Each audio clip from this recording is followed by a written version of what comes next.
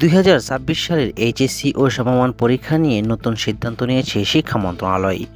নতুন সিদ্ধান্ত অনুযায়ী পূর্ণাঙ্গ পাঠ্যসূচি অনুযায়ী অনুষ্ঠিত হবে 2026 সালের পরীক্ষা। বুধবার 25শে জুন জাতীয় শিক্ষাক্রম ও পাঠ্যপুস্তক বোর্ডের এনসিটিপি চেয়ারম্যান অতিরিক্ত দায়িত্ব রবিউল কবির চৌধুরী সই করা এ সংক্রান্ত নির্দেশনা জারি করা হয়।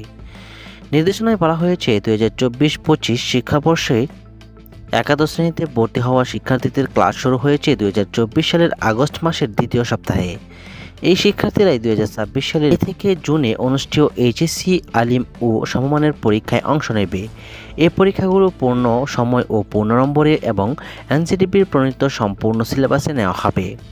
এই বিষয়টি সংশ্লিষ্ট সব শিক্ষা বোর্ড ও শিক্ষা প্রতিষ্ঠানকে জানানো হয়েছে। একই সঙ্গে প্রয়োজনীয় প্রস্তুতি নিতেও নির্দেশনা দেওয়া হয়েছে। চিঠির অনুলিপি শিক্ষা মন্ত্রণালয়ের বিভিন্ন পর্যায়ের কর্মকর্তাসহ মাধ্যমিক ও উচ্চশিক্ষা অধিদপ্তর, কারিগরি শিক্ষা অধিদপ্তর, মাদ্রাসা শিক্ষা অধিদপ্তর এবং কারিগরি ও মাদ্রাসা শিক্ষা বিভাগের দায়িত্বশীলদের কাছেও পাঠানো হয়েছে। মূলত করোনা মহামারীর কারণে গত কয়েক বছর সংক্ষিপ্ত সিলেবাসে পরীক্ষা নেওয়া হলেও এখন থেকে পূর্ণাঙ্গ পাঠ্যক্রমে মূল্যায়নের দ্বারাই ফিরছে শিক্ষা মন্ত্রণালয়। সংশ্লিষ্টরা বলছেন, শিক্ষার মনোন্নয়ন ও পাঠ্য বিষয়ের গভীরতা বজায় রাখতেই এই সিদ্ধান্ত নেওয়া হয়েছে।